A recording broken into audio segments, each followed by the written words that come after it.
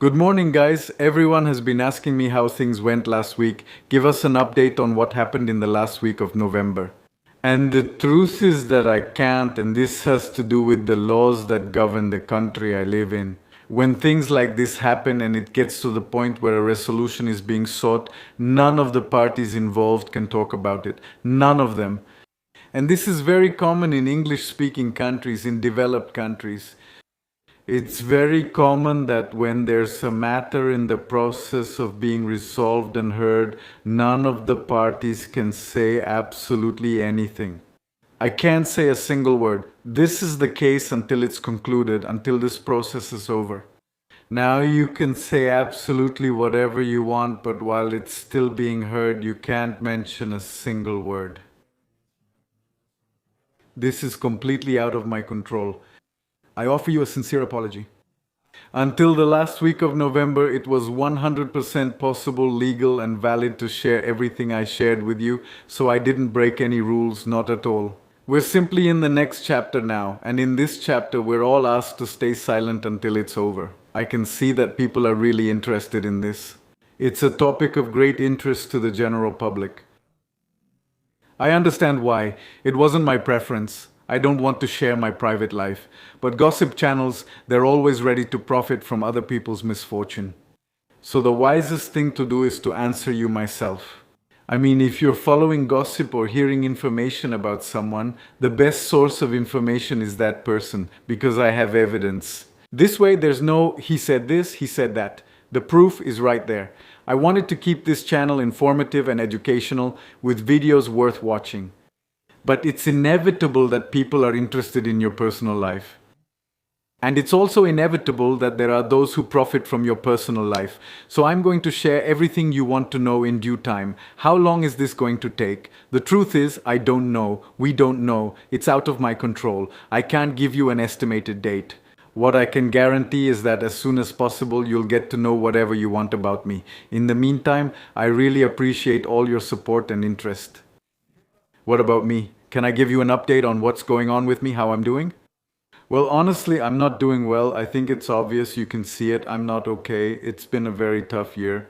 The truth is that I'm struggling in every aspect that makes a person healthy, stable, and happy. All these pillars that support a human being have been destroyed. So I have to start rebuilding it. And I have a step-by-step plan for how to rebuild it. And this plan starts with priorities. And by focusing on solving a top priority, I also solve the ones below, and that way I go step by step and they all become interconnected. If I'm doing well in one, I'm usually doing well in the other, and working on one helps them all support each other. I'll read them all to you and then I'll give you some details about each one. First, the kids, then my health, both mental and physical, then my finances, then my work and content, then my mental health, and then my romantic life. Well, let's take a closer look. Let's start with the one at the top. The kids, my children, they are the priority in my life and everything I do is for them. And all this effort to rebuild myself as a person is for them, to be a better father, the best father I can be for them. I can see them almost every day, so I'm going to focus on making sure that when I see them, I'm not working, I'm not answering calls or emails, I'm just with them. To rebuild that bond through play, learning, reading, activities, conversation, and many ways to create that father-child bond, all the aspects of a relationship. That they trust you, that they play with you, that you help them develop their intelligence, their creativity, all of that. Priority number one. I still have to provide for them, of course, and this is the biggest challenge as a father when you want to spend all day with your children. But if you're with them, then you won't be working and you can't provide. And if you go out to provide, then you don't spend time with them. That's the biggest challenge for a father, finding that balance where you provide, you give them everything you didn't have, but at the same time you're present, because it's useless to buy them everything if they don't have their father present in their lives. That balance, finding it. There are days when I see them all day, there are days when I only see them for a little while, making the most of every minute I see them. That's the reason I exist right now. Priority number two, my health, both physical and mental. Let's start with the physical. My physical health deteriorated a lot in the last year. I'm in the worst shape and health of my life. I've never let my body get this neglected and I no longer feel comfortable. I had a lot of health problems related to stress. I also went through a lot of physical changes, including changes in my diet. I didn't eat well, I didn't sleep well, I didn't take good care of myself. I was very stressed and it shows. Being overweight takes away your rest, it takes away your happiness, and that also affects your mental health. Look at this photo. Look, I'm in Thailand. Look at this spare tire that I already have around my waist. I didn't have this before. Look, check out this photo. I think this photo was from one of my last summers before I left physical construction work. When I was still doing physical masonry work and before I left it to do only the computer side of construction and eventually left that to create content full time, look at them, compare them. So I don't feel good anymore. My face changed, the shape of my body changed. It hasn't affected my self-esteem, not yet, but it might in the future.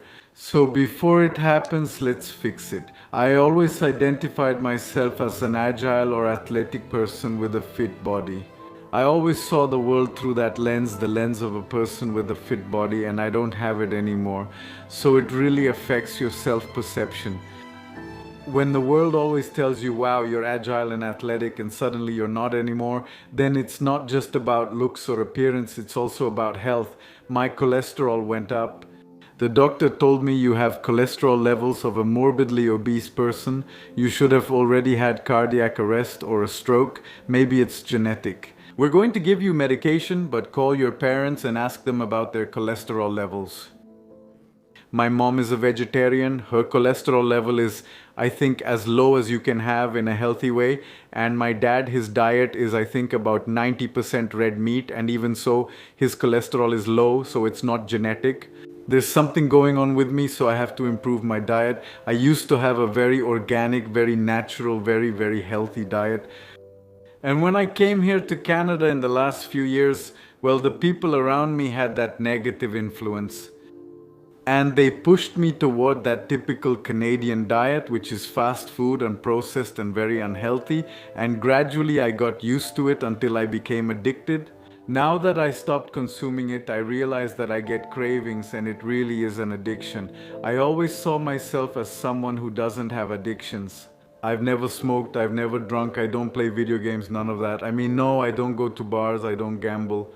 I always very proudly saw myself as a man without addictions. But now I see that junk food really is an addiction. Refined sugars, flour, fried foods. And I'm fighting against that addiction. And not just my diet, my overall health. When you're not sleeping and eating well, your immune system weakens and you're prone to more illnesses. Look at this photo. Look, a lot of people make fun of me. Gossip channels make fun of me. This thing I have here and here, a lot of people have commented on it. I thought it was dryness or irritation, but it turns out it's not. It's a fungus called Seborrhea, which I could have gotten from sleeping in cheap hotels in India or Thailand. Trying to save money, I was creating content, trying to cover my expenses, everything I have to take care of. I tried to save as much as possible, so I stayed in less hygienic places and didn't eat or sleep well, which led to me getting it.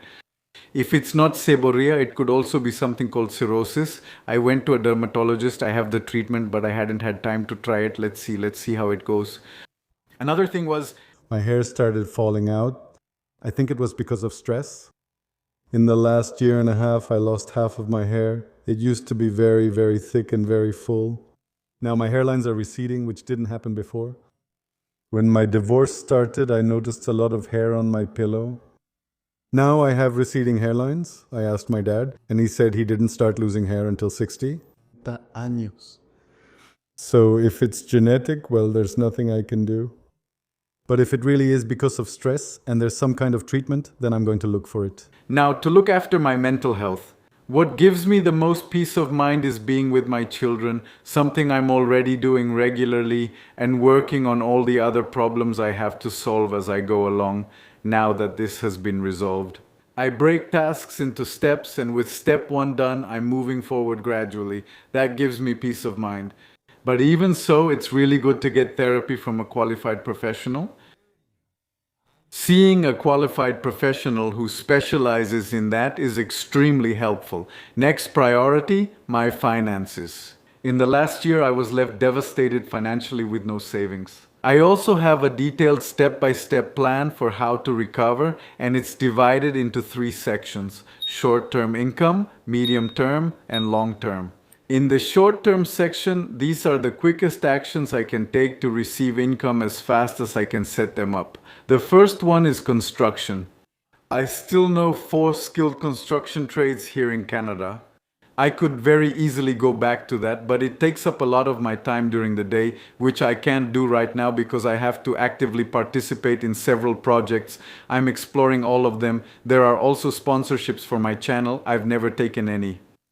You have never seen a paid promote on my channel, never. I think I'm the only channel, not just in the Spanish-speaking world, but in the whole world among channels my size, that has never accepted a paid promotion. Never. So I'm losing out there. For example, I got this email from a company that sells VPNs. That program that hides your location so you can access websites that are blocked in your country. They offered it to me and offered me $5,000 for the mention, and I said yes, but send it to me so I can try it, and once I try it, then I'll recommend it. They told me we can't send it to you until you sign the contract, and I said, but how am I going to recommend a product to my audience that I haven't even used yet? That was the end of it. It's not $5,000. If I do one a week, I mean 4 a month, that's 20,000 US dollars I can earn without changing anything.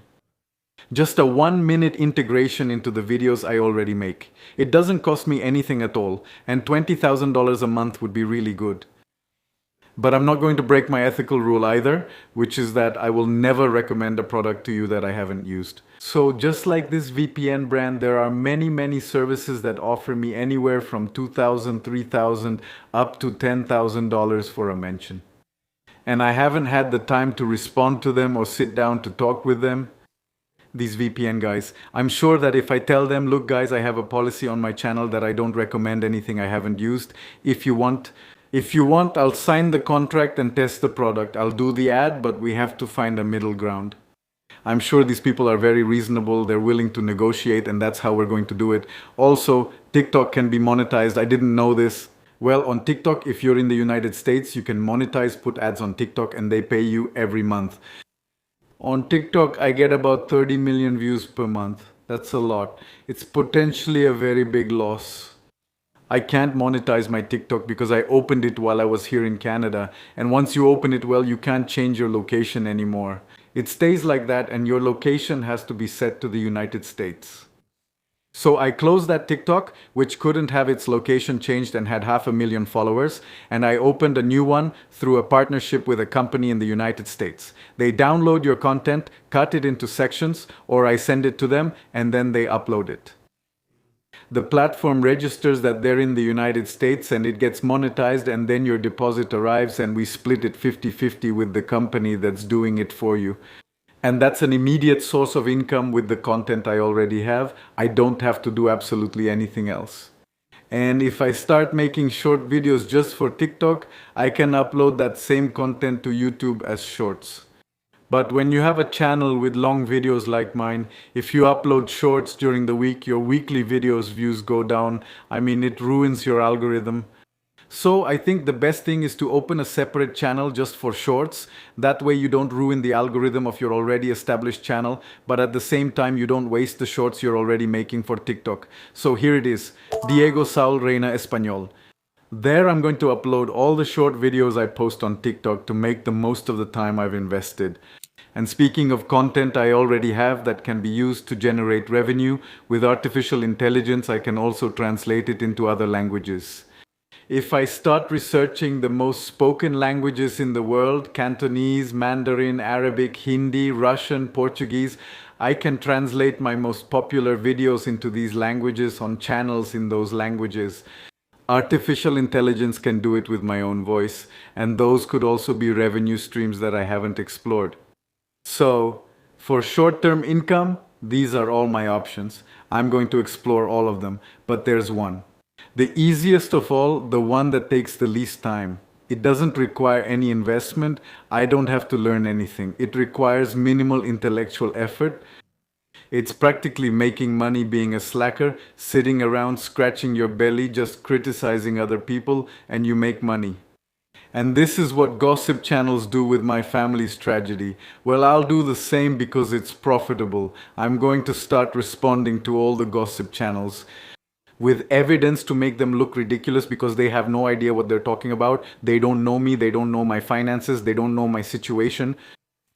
So I'm going to start with one, the biggest of all, the one with the most views. The others aren't relevant at all, so I would only benefit them by responding.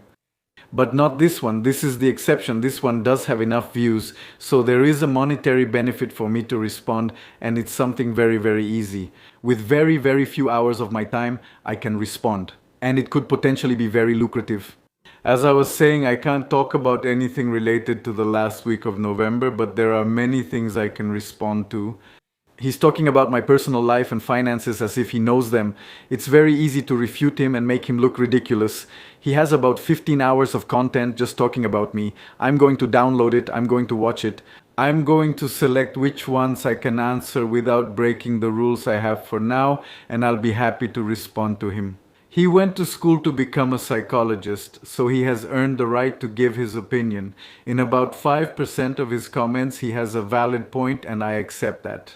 And the other 95%, he just talks about my private life, about things he has no idea about, and it's very easy to refute him, to make him look ridiculous because it's profitable for me, and that's what I need most right now.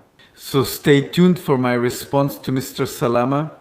And if I see that it's worth my time, that it monetizes well and brings me good income, I'll lower myself to the level of these clowns. Well, then I'll respond to everyone, to all of them, because why not if they profit by telling lies about me? I'm going to profit by telling the truth about them, and we all win.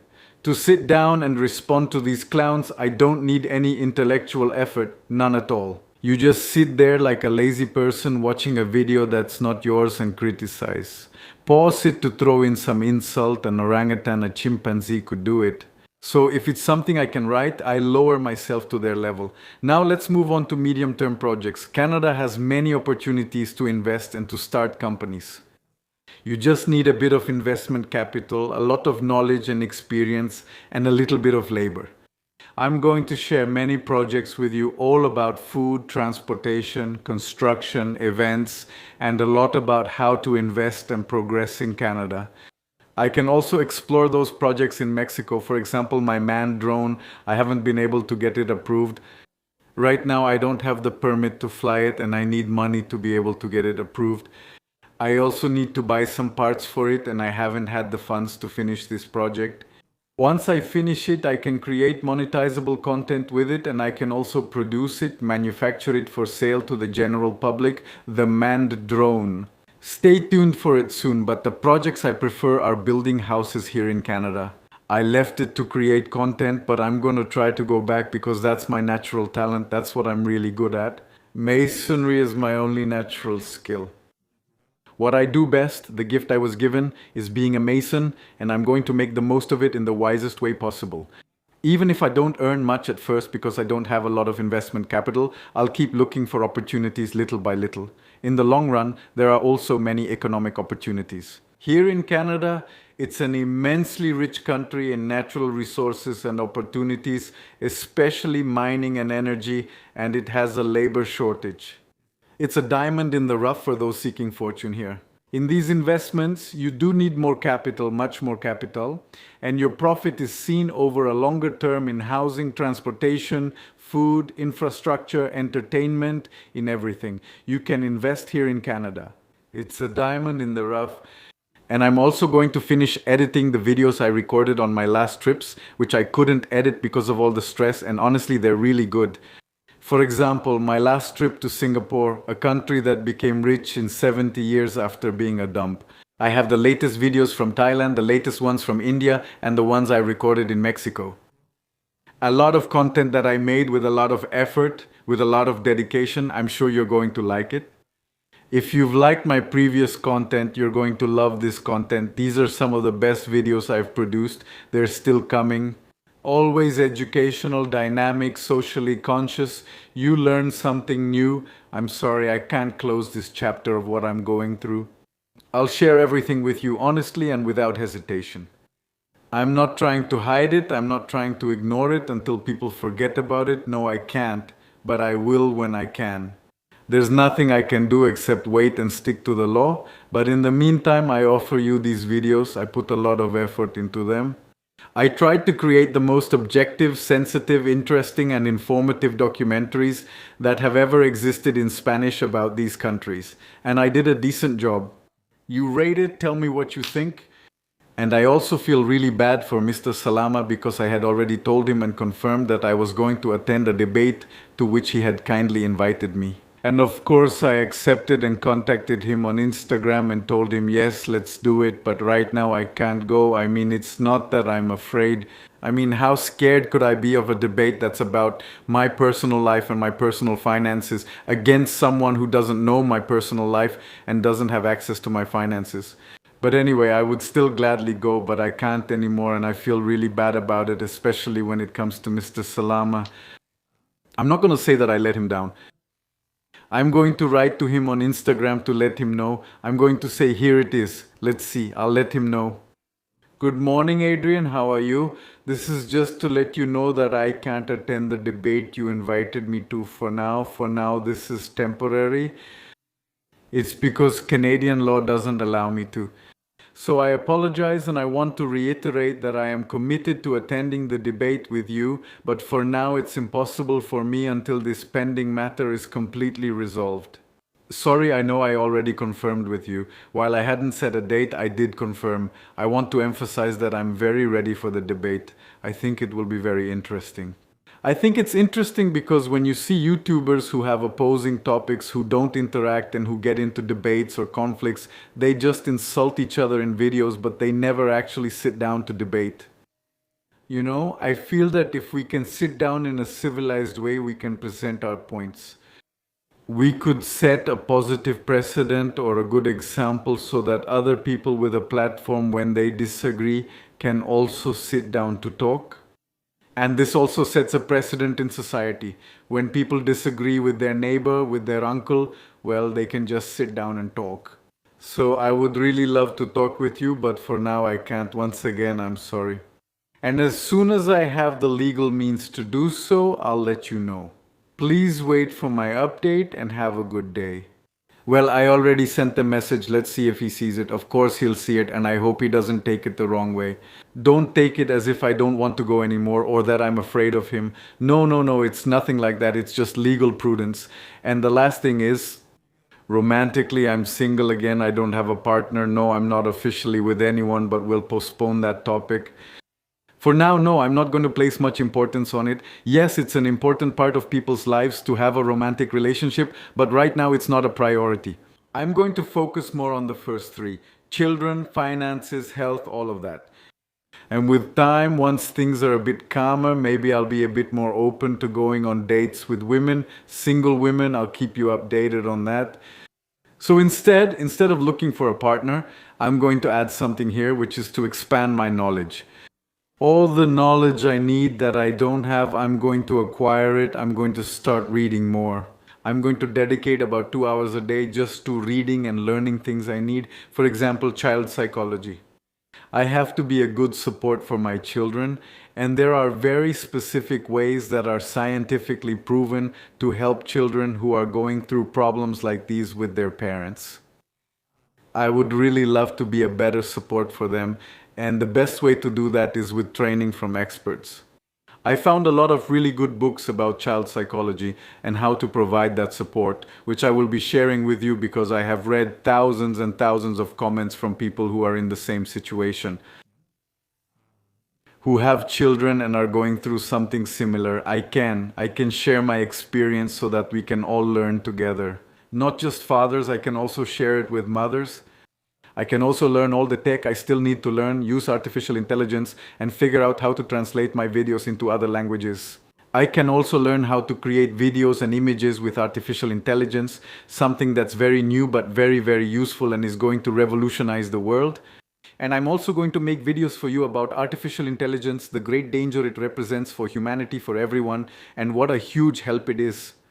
It's a huge help and it's also a huge danger, and we have to be aware of that. I'm going to show you everything. In these last few days that I've been reading more and researching artificial intelligence, I've realized that it's the best tool we've ever had in our history and the worst tool at exactly the same time. Getting up to date on immigration laws and fully catching up on all the new immigration programs for people coming to Canada. Well, guys, just to wrap up and not make this story too long, I can't share anything at all about the last week of November, but I will when I'm allowed to. I can't attend the debate with Mr. Adrian and I apologize. If he's watching, I didn't mean to let him down. I promise you, I give you my word that as soon as I can, I will go to your studio. All the challenges and new things to learn, the valuable lessons to learn, I'll be sharing all of that with you, and I will also share my journey of how I am recovering. This has been the biggest fall in my life. As an adult, the biggest challenge in my adult life and the lowest point I've ever hit as an adult. So I'm going to share with you little by step, how I'm going to get back up and we're going to rebuild everything, and everything is going to turn out great for us. I'm very positive and I want to thank you all so much for your support. And to those who have complaints, comments, valid criticisms, I'm going to address them all. We're going to go over each one by one. I'm someone who admits mistakes, takes responsibility, apologizes when needed, and makes people who talk trash look ridiculous when they deserve it. So we're going to have a bit of everything. Merry Christmas, Happy New Year, may courage be with you, and see you next time.